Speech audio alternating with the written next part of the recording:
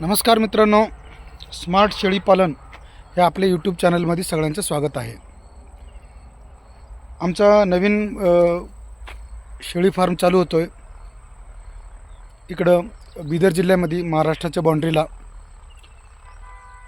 शेडचं काम चालू आहे, चाऱ्याचं काम चालू आहे। आज मी तुम्हाला सांगणार आहे सुका चाऱ्याबद्दल। तुम्ही सुका चाऱ्याबद्दल किती जागरूक असायला पाहिजे हे मी तुम्हाला सांगतोय, ठीक आहे। अजून आमचे शेळे यायला 2-3 महिने, तरी पण आम्ही ऑलरेडी सुका चारा आणून ठेवलेले आहे। मी प्रत्येक ट्रेनिंगमध्ये सांगत असतो, शेळी पालनमध्ये सगळ्यात महत्त्वाचं काय असेल तर ते चारा आहे, त्यातल्या त्यात सुका चारा। सुका चाऱ्यावर तुम्ही खूप भर दिला पाहिजे। तर आम्ही आमच्याकडे कशा पद्धतीने सुका चारा स्टॉक करून ठेवलं आहे ते मी तुम्हाला सांगतोय, दाखवतो। हे बघा, एवढं मोठ्या प्रमाणावर आम्ही सुका चारा स्टॉक करून ठेवलं आहे। याच्यामध्ये हरभरा बुसकट आणि तूर बुसकट आहे। हे बघा, हे हरभरा,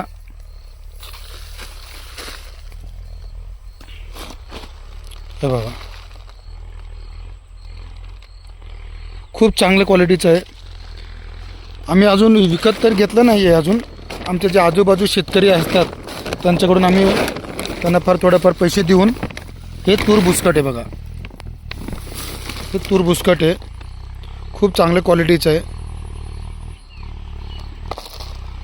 तर मित्रांनो, म्हणून मी प्रत्येक ट्रेनिंगमध्ये सांगत असतो की बाबा तुम्हाला खूप सिरियस राहावं लागेल चाऱ्याबद्दल।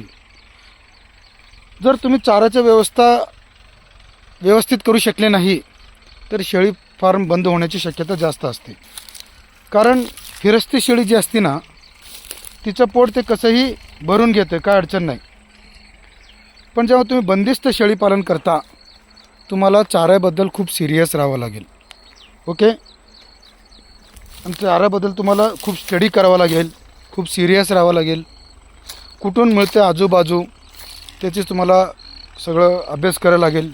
जिथं आजूबाजू मिळेल तिथून तुम्ही गोळा करून आणू शकता। हे बघा, हरभरा बुसकट।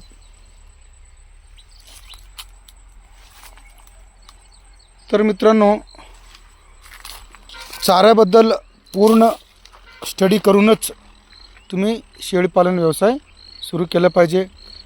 तुमच्या भागात काय मिळतं ते बघा।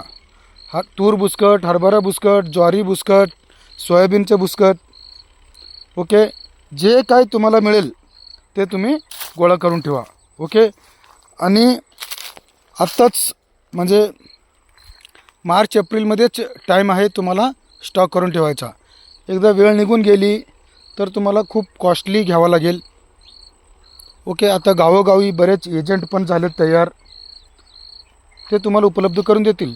सरासरी माझ्या मते 8 रुपये किलो, 10 रुपये किलो प्रमाणे चाललेले आहे, ओके। त्याच्यापेक्षा स्वस्त मिळू शकते तुम्हाला। त्याच्यापेक्षा स्वस्त मिळाली तर नक्की घ्या।